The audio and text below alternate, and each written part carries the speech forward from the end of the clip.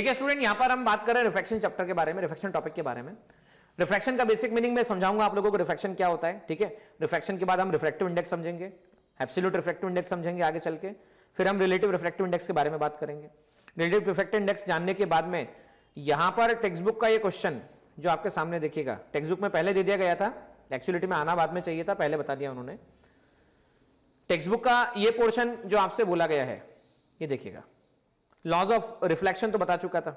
अब laws of refraction नाम का जो टॉपिक है, मैं अभी बोर्ड पे चर्चा करूंगा, उसके बाद वापस से आऊंगा, है ना। उसके बाद फिर हम ये क्वेश्चन सॉल्व करेंगे, और इस क्वेश्चन के बाद काफी क्वेश्चन महाराष्ट्र सिटी में इस टॉपिक से, इसी पॉइंट से पूछे गए बच्चों, इसी क्वेश्चन से पूछे गए, ये ध्यान रखिएगा। ये क्वेश्चन हम चर्चा करेंगे। ये क्वेश्चन चर्चा होने के बाद, लॉज ऑफ रिफ्रैक्शन होने के बाद, स्नेल्स लॉ समझने के बाद, रिफ्रैक्शन स्नेल्स लॉ होने के बाद आप और हम टॉपिक के बारे में बात करेंगे जिसका नाम होगा रियल डेप्थ और अपेरेंट डेप्थ। रियल डेप्थ और अपेरेंट डेप्थ मतलब जब कोई कॉइन सिक्का अगर किसी कंटेनर में रखा जाए तो सिक्का उठा हुआ नजर आता है। आप कहीं पे चले जाएं, क्या बोलते हैं, स्विमिंग टैंक के अंदर, तो जंप करने से पहले आपको स्विमिंग टैंक की गहराई जो होती है ना, गहराई वो कम लगती है, लेकिन जैसे आप पैर अंदर रखते हो तो आपको लगता है बाप रे बाप इतना कितना गहरा है, तो ज्यादा गहरा लग रहा है हमको। तो ये होता है ना, आपने नींबू देखा होगा, लेमन, जहां पर शिकंजी पीने जाते हैं ना आप जब भी, तो वहां देखेंगे आप, उसके पास एक ग्लास होता है, उसके अंदर नींबू रखता है, तो उसका साइज इतना खतरनाक नजर आता है, बाहर से देखा जाए तो इतना बड़ा साइज नजर आता है। ये सब ऐसा क्यों होता है? मैं मछली देखते हो ना, मछली तालाब के अंदर या झील के अंदर या पानी के अंदर या फिश पॉट के अंदर देखते हो ना, तो मछली हमें जहां दिखती है वहां नहीं होती, और जब हम उसे पकड़ने भी जाएं तो हमें जहां लगता है कि वहां पे होनी चाहिए वहां पे नहीं होती, वो उससे अलग जगह पर होती है मछली। तो ये real depth, concept depth, apparent depth के बारे में मैं चर्चा करूंगा आप लोगों से। ये चर्चा करने के बाद ये क्वेश्चन हम वर्कआउट करेंगे, ठीक है। उसके बाद हम टॉपिक बात करेंगे टोटल इंटरनल रिफ्लेक्शन के बारे में, बड़ा ही इंटरेस्टिंग टॉपिक है।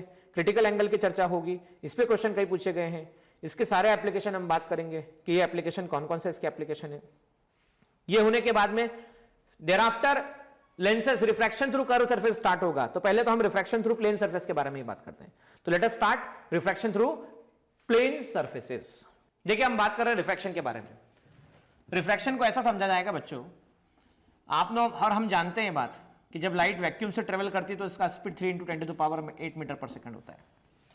जब लाइट ग्लास से ट्रेवल करती है तो ग्लास में स्पीड होता है 2 × 10⁸ मीटर पर सेकंड, और जब लाइट वाटर से ट्रेवल करती है तो इसका स्पीड 2 × 10⁸ मीटर पर सेकंड होता है। तो होता ऐसा है कि अगर सोचिए कि लाइट एयर से अगर वाटर में ट्रेवल कर जाए या एयर से ग्लास में ट्रेवल कर जाए, अगर लाइट एयर से ग्लास में ट्रेवल कर जाए, है ना, तो होता क्या है, स्पीड 3 × 10⁸ मीटर पर सेकंड से 2 × 10⁸ मीटर पर सेकंड हो जाती है। 3 × 10⁸ मीटर पर सेकंड से 2 × 10⁸ मीटर पर सेकंड। मेरा एक क्वेश्चन है, बताइएगा स्पीड में डिक्रीमेंट आया इंक्रीमेंट आया है? तो स्पीड में डिक्रीमेंट आया है, तो स्पीड में डिक्रीमेंट आया मतलब, लेकिन क्या बदला तब आया? मीडियम बदला तब आया। पहले एयर थी, अब कहां से हुआ? एयर से ग्लास बन गया। तो जब एयर से ग्लास में गया, किसी मीडियम को चेंज किया, तब स्पीड जो बदला, इस फिनोमेना को रिफ्रैक्शन कहते हैं। तो हम इसे ऐसा डिफाइन करते हैं, phenomena in the change on the speed of light when the medium change is called refraction of light. जब एक लाइट ट्रेवल करती है और मीडियम बदलता है, तो मीडियम के बदलने से जो उसके स्पीड में बदलाव आता है उसे रिफ्रैक्शन कहा जाता है। ये बदलाव ऐसा भी हो सकता है कि स्पीड डिक्रीज हो जाए, और ऐसा भी हो सकता है कि उल्टा, लाइट ग्लास से ट्रेवल करके एयर में जाती है। सोचो अगर ग्लास से ट्रेवल करके एयर में जाती तो क्या होता? सर ग्लास से ट्रेवल करके जब एयर में जाती तो इसकी स्पीड बढ़ती, अगर इसका स्पीड बढ़ता तो भी तो मीडियम चेंज हुआ, मीडियम चेंज हुआ तभी तो स्पीड चेंज हुआ, इसे रिफ्रैक्शन कहा जाएगा। नाउ क्वेश्चन, मेरा क्वेश्चन आपसे ये कि अगर पहले था 3 × 10⁸ मीटर पर सेकंड, अभी है 2 × 10⁸ मीटर पर सेकंड। अच्छा डिक्रीमेंट आया है, कितना आया है? बोलो कितना डिक्रीमेंट आया है? बोले सर कितना डिक्रीमेंट निकालने के लिए तो ऐसा करना पड़ेगा, लेट x टाइम डिक्रीमेंट आया है। तो x की वैल्यू कैसे निकालोगे? तो x की वैल्यू निकालोगे आप 3 × 10⁸ मीटर पर सेकंड, 2 × 10⁸ मीटर पर सेकंड, इसे c/v कह सकते हैं, और इसी x को कहा जाता है रिफ्रैक्टिव इंडेक्स। तो रिफ्रैक्टिव इंडेक्स क्या हो गया? लाइट जब एयर से ग्लास में जा रही थी तो डिक्रीमेंट आया, तो ये वो पैरामीटर हो गया जिसने हमें क्या जानकारी दी? जिसने हमें जानकारी दी कि जब लाइट एयर से ग्लास में जाता है तो इसका स्पीड 1.5 टाइम्स डिक्रीज हो जाता है। जब लाइट एयर से ग्लास में जाता है तब इसका स्पीड 1.5 टाइम्स डिक्रीज हो जाता है। ये बात ध्यान रखना है, एयर से कहां जाता है, ग्लास में जाता है, तो उसका स्पीड क्या होता है, 1.5 डिग्रीज होता है। अच्छा, इसी टर्म को क्या कहते हैं, रिफ्रैक्टिव इंडेक्स कहते हैं। तो रिफ्रैक्टिव इंडेक्स हो गया speed of light in air, speed of light in air और vacuum, ratio of speed of light in air और vacuum to the speed of light in medium, speed of light in medium, इसे ऐसा कहा जाएगा। ठीक है student. अब refractive index दो तरह के होते हैं, रिफ्रैक्टिव इंडेक्स दो तरह के बताए जाते हैं। कौन कौन से दो तरह के होते हैं तो समझना ध्यान से। पहला रिफ्रैक्टिव इंडेक्स होता है एब्सोल्यूट,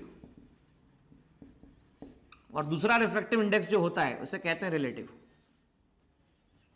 वापस सुनना, पहला रिफ्रैक्टिव इंडेक्स कौन सा है, रिफ्रैक्टिव इंडेक्स एब्सोल्यूट। मतलब क्या, अगर दो मीडियम में से कोई भी एक मीडियम अगर एयर होता है, जैसे लाइट एयर से ग्लास में गई, बराबर है, तो दोनों में से क्या है, एक मीडियम एयर है। ग्लास से एयर में आई तो भी दोनों में से एक क्या है, एक एयर है। अच्छा, लाइट मान लो एयर से वाटर में जाती, ठीक है, या वाटर से एयर में आती, तब चेक करना ध्यान से, दोनों में से एक क्या है, एयर से वाटर में, वाटर से एयर में, दोनों में से एक क्या है, तो बोले सर एयर है, तो क्या कहलाएगा, एब्सोल्यूट। और दोनों के दोनों मीडियम अगर अलग हैं तो एब्सोल्यूट नहीं कहते हैं इसे, इसे कहते हैं रिलेटिव रिफ्रैक्टिव इंडेक्स। क्या कहते हैं बच्चों, रिलेटिव रिफ्रैक्टिव इंडेक्स। जैसे मान लो पहला ग्लास से वाटर में गया, या मान लीजिए वाटर से ग्लास में आया, ग्लास से वाटर में गया, वाटर से ग्लास में आया, एब्सोल्यूट रिफ्रैक्टिव इंडेक्स में क्या होगा, मान लो एयर से ग्लास में गया, या मान लो ग्लास से एयर में आया, एयर से वाटर में गया और वाटर से ग्लास एयर में आया। रिलेटिव रिफ्रैक्टिव इंडेक्स को बताने का तरीका ऐसे ऐसे लिखते हैं, refractive index of second medium with respect to first medium, with respect to first medium. मैं समझाता हूं इसका मीनिंग क्या होता है। देखिए, रिफ्रैक्टिव इंडेक्स की चर्चा हमारी चल रही है। मान लीजिए हम कह रहे हैं कि लाइट एयर से ग्लास में जाती है, तो बताओ ग्लास का रिफ्रैक्टिव इंडेक्स कितना होगा। एयर में स्पीड है 3 × 10⁸ मीटर पर सेकंड, ग्लास में स्पीड है 2 × 10⁸ मीटर पर सेकंड, तो रिफ्रैक्टिव इंडेक्स क्या बोला जाएगा, C/Vg, 3 × 10⁸ मीटर पर सेकंड डिवाइड बाय 2 × 10⁸ मीटर पर सेकंड। तो ये कैंसिलेशन हुआ, C/Vg आया, ये आ चुका है आपके पास में C/Vg, that is 1.5, that is equal to 3/2। ठीक है, तो 3/2 1.5 से ऐसा कहा जा सकता है। अब एक क्वेश्चन और है ना, पूछा गया है, एयर से जब लाइट वाटर में ट्रेवल कर रहा है, तो बताओ रिफ्रैक्टिव इंडेक्स ऑफ वाटर कितना आएगा विद रिस्पेक्ट टू एयर। भाई एयर में स्पीड 3 × 10⁸ मीटर पर सेकंड है, वाटर में 2.25 10⁸ मीटर पर सेकंड है। तो हम कह सकते हैं speed in air that is C, speed in water W, refractive index C/VW। ठीक है, तो क्या कहेंगे, तो हम इसे कह देंगे 3 × 10⁸ डिवाइड बाय 2.25 10⁸ मीटर पर सेकंड। सॉल्व करने पर आंसर 4/3 आता है। अच्छा, नोटिस करना, वैक्यूम के लिए रिफ्रैक्टिव इंडेक्स 1, एयर के लिए 1.000 समथिंग और कुछ आता है, तो इसे नियरली इक्वल टू 1 ही लिख दिया जाता है। नियरली इक्वल टू, वैक्यूम का refractive index nearly equal to 1। Glass के लिए 3/2 है, 1.5 है, और वाटर के लिए आप चेक करो कितना है, 4/3 है, जिसे 1.33 लिखा गया है। तो देखो, सॉलिड है तो ज्यादा है, लिक्विड है थोड़ा कम है, और गैस है तो और कम है, मतलब एयर है तो और कम है। अब देखो रिलेटिव रिफ्रैक्टिव इंडेक्स के बारे में बात करते हैं। रिलेटिव रिफ्रैक्टिव इंडेक्स, तो रिलेटिव रिफ्रैक्टिव इंडेक्स को कैसे समझेंगे हम लोग, हम ऐसा समझेंगे, भाई मान लो फर्स्ट मीडियम है जिसमें लाइट ट्रेवल करके आ रही है और सेकंड मीडियम में जा रही है।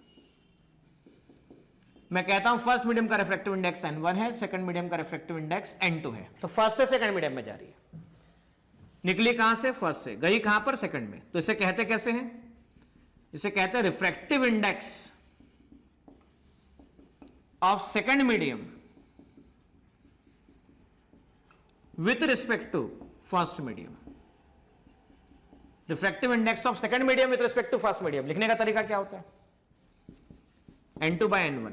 थोड़ा सा ध्यान सुनना बच्चों, जो पहले आता है वो नीचे जाता है, या जो बाद में आता है वो ऊपर जाता है। रिफ्रैक्टिव इंडेक्स हो देखो second, refractive index of second medium with respect to first medium, तो विथ रिस्पेक्ट टू के बाद जो आएगा वो पहले आएगा, विथ रिस्पेक्ट टू के बाद जो आएगा वो पहले आएगा, और विथ रिस्पेक्ट टू के बाद जो आएगा वो पहले आएगा, तो उससे पहले जो होगा वो बाद में आएगा।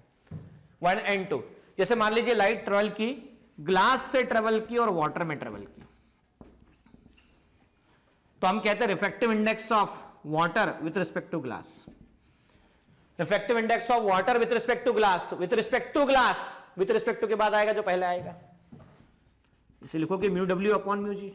ठीक है, अब म्यू डब्ल्यू कितना है वाटर का, म्यू डब्ल्यू है वाटर का 4/3, और म्यू जी कितना है 3/2, 4/3 इंटू 2/3 मतलब आंसर कितना आता है, तो आता है 8/9।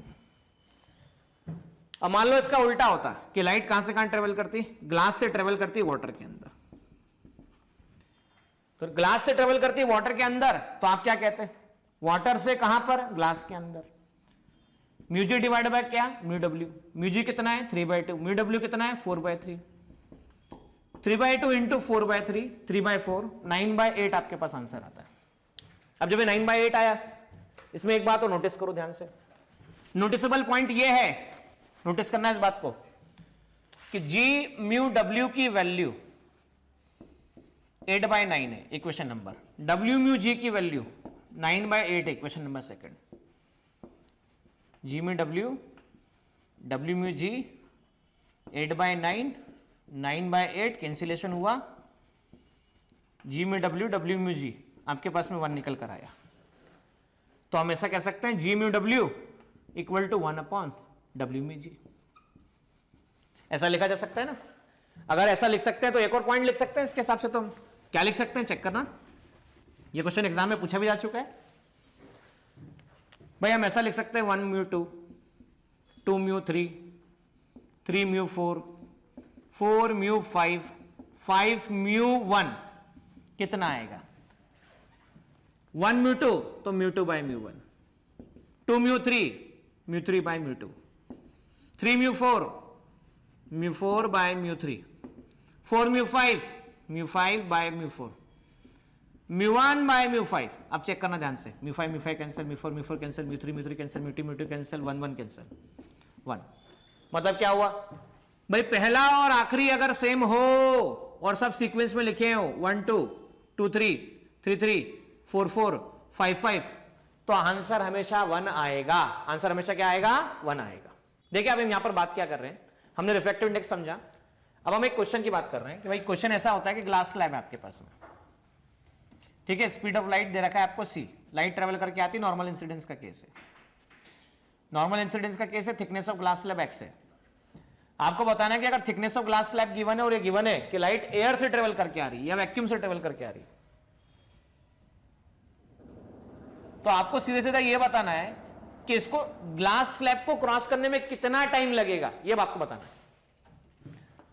भाई निकली कहां से, एयर से, पहुंची कहां पर, ग्लास के अंदर। भाई निकली कहां से, एयर से, पहुंची कहां पर, ग्लास के अंदर। एयर में स्पीड c है, ग्लास के अंदर स्पीड हमें पता नहीं है, हमें निकालना है। अच्छा भाई speed in glass, thickness, time in glass, तो टाइम इन ग्लास निकालना है x upon VG, x upon VG, समझना। तो x upon VG refractive index of glass का गिवन है आपको म्यू, दैट इज 1.5, और x की वैल्यू दे रखी है 2 मिलीमीटर। आपको टाइम निकालना है, c होता है 3 × 10⁸ मीटर। अब 2 मिलीमीटर दे रखा है, ठीक है ना, ग्लास का थिकनेस दे रखा है आपको, ग्लास में स्पीड बताना है आपको कितना होता है। चलो समझते हैं। रिफ्रैक्टिव इंडेक्स एब्सोल्यूट होगा या रिलेटिव होगा, चेक कर लो पहले। दोनों में से अगर एक भी मीडियम अगर एयर होता है तो एब्सोल्यूट होता है। क्या होता है, एब्सोल्यूट होता है। चेक करो एयर और ग्लास में से दोनों में से एक मीडियम क्या है, तो बोले सर एयर है, तो एब्सोल्यूट हो गया। c बाय वीजी इसे लिखा जा सकता है। c कितना है आपके पास में, तो c है आपके पास 3 × 10⁸ मीटर पर सेकंड, और vg कितना है तो हमें पता नहीं है। स्पीड इन ग्लास ये तो हमें निकालना है सर। रिफ्रैक्टिव इंडेक्स 1.5 दे रखा है, 3 × 10⁸ 1.5, तो स्पीड इन ग्लास कितना आ जाएगा, 2 × 10⁸ मीटर पर सेकंड आ जाएगा। अब हुआ क्या, स्पीड इन ग्लास के हिसाब से टाइम जो निकालना है वो आएगा x 2 मिलीमीटर, मिलीमीटर मतलब -3, 2 × 10⁸ मीटर पर सेकंड, तो ग्लास में टाइम जो आ जाएगा वो -11 सेकंड। ये इस तरह से टाइम निकाला जा सकता है, ठीक है। अभी क्वेश्चन क्या पूछा जाता है समझना स्टूडेंट।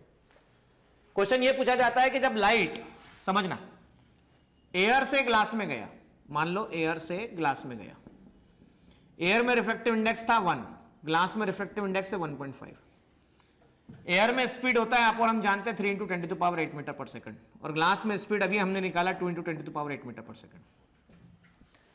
तो भाई जिस मीडियम में लाइट का स्पीड ज्यादा होता है उसे कहते हैं रेरर मीडियम, और जिसमें कम होता है उसे कहते हैं डेंसर मीडियम। भाई जिस मीडियम में लाइट का स्पीड ज्यादा होता है उसे क्या कहते हैं? Rarer medium. जिसमें कम होता है उसे क्या कहते हैं? Denser medium. अब आपसे क्वेश्चन ऐसे पूछे जाते हैं कि जब लाइट रेरर से डेंसर जाता है तो स्पीड में क्या चेंजेस आते हैं? तो देखो डिक्रीमेंट आ रहा है। जब भी लाइट रेरर से डेंसर जा रहा है, जैसे एयर से ग्लास जा रहा है, तो स्पीड डिक्रीज हो रहा है। इसका उल्टा, डेंसर से रेरर जा रहा है, ग्लास से एयर जा रहा है, तो देखो स्पीड इंक्रीज हो रहा है। तो यहां जब जाता है तो स्पीड डिक्रीज होता है, और यहां जब जाता है तो स्पीड इंक्रीज होता है। ये बात ध्यान रखिएगा, है ना। तो हम ऐसा कह सकते हैं, स्पीड विल इंक्रीज और स्पीड विल डिक्रीज। अब हम पढ़ने वाले हैं स्नेल्स लॉ के बारे में, जो 10th क्लास में हमने सीखा हुआ भी था। 10th क्लास में स्नेल्स लॉ क्या कहता है? स्नेल्स लॉ कहता है कि भाई पहले तो दो मीडियम की बात करो आप। पहले मीडियम का रिफ्रैक्टिव इंडेक्स μ1, दूसरे का μ2। आपकी टेक्स्ट बुक में हम बात करें या कोई भी किताब में बात करें, अलग अलग रिप्रेजेंटेशन होते हैं। मान लेते हैं n1 और ये n2 है। लाइट रे आई ऐसी नॉर्मल के साथ में, ये नॉर्मल ड्रॉ किया, बाउंड्री ड्रॉ की, जैसे कि एयर है, और मान लीजिए हम ग्लास की बात कर रहे हैं, we are talking about glass. Air है, ये ग्लास है, लाइट आई ऐसी, कोई मीडियम नहीं होता तो लाइट जाती थी ऐसी। अरे भाई कोई मीडियम नहीं होता तो लाइट जाती थी ऐसी। आने वाली रे का नॉर्मल के साथ बनने वाला एंगल, एंगल ऑफ इंसिडेंस। पर ये देखा गया कि जब भी लाइट रेरर से डेंसर मीडियम जाती है, एयर से ग्लास मतलब रेरर से डेंसर जाती है, तो देखिए एक नॉर्मल कहां पर है, ये आईओ, ये आपके पास में O N normal in air. भाई नॉर्मल इन एयर, अच्छा ओ एन डैश बताओ, ओ एन डैश क्या है? तो ये नॉर्मल इन ग्लास है। नॉर्मल इन क्या है? ग्लास है। तो एक जो नॉर्मल हुआ वो हुआ एयर में, एक जो नॉर्मल हुआ वो ग्लास के अंदर हुआ। तो जब भी लाइट रेरर से डेंसर जाती है तो ऐसा देखा गया है, बेंड टुवर्ड्स नॉर्मल, जाना था इस तरफ, चली गई इस तरफ। नॉर्मल के साथ जाने वाली रे का एंगल, अच्छा आने वाली रे का एंगल नॉर्मल के साथ में, इंसिडेंट रे का बनने वाला angle, angle of incidence, normal के साथ में जाने वाली रे का एंगल, जिसे कहते हैं रिफ्रैक्टेड रे, ठीक है, एंगल ऑफ रिफ्रैक्शन, और ये कहलाएगा आपके पास में एंगल ऑफ डेविएशन। मतलब क्या? मतलब क्या? जाना था इस रास्ते, चले गए इस रास्ते। भाई आए थे पढ़ने के लिए, करने लगे कुछ और। जाना था इस रास्ते, चले गए इस रास्ते, डिविएट हो गए आप डिविएट हो गए, तो डिविएशन एंगल कहलाएगा। अब ये समझना ध्यान से, ये आई, ये R plus del, I R plus del, समझना।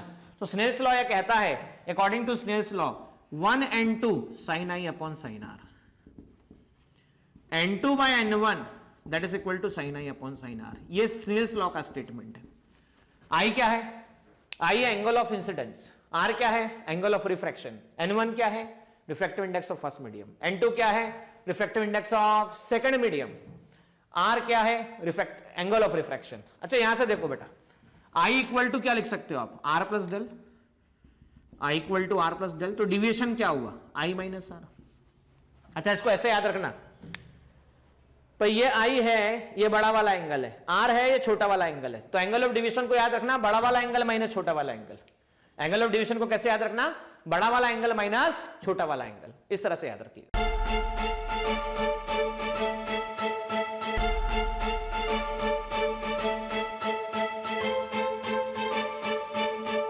पुरोहित अकॅडमी, मेन ब्रांच प्रभात चौक, MJ कॉलेज रोड, लोकमान्य हॉस्पिटलच्या बाजूला, जळगाव, आणि पांडे क्लासेस जवळ, बंधन बँके शेजारी, ट्रॅफिक गार्डनच्या समोर, जळगाव।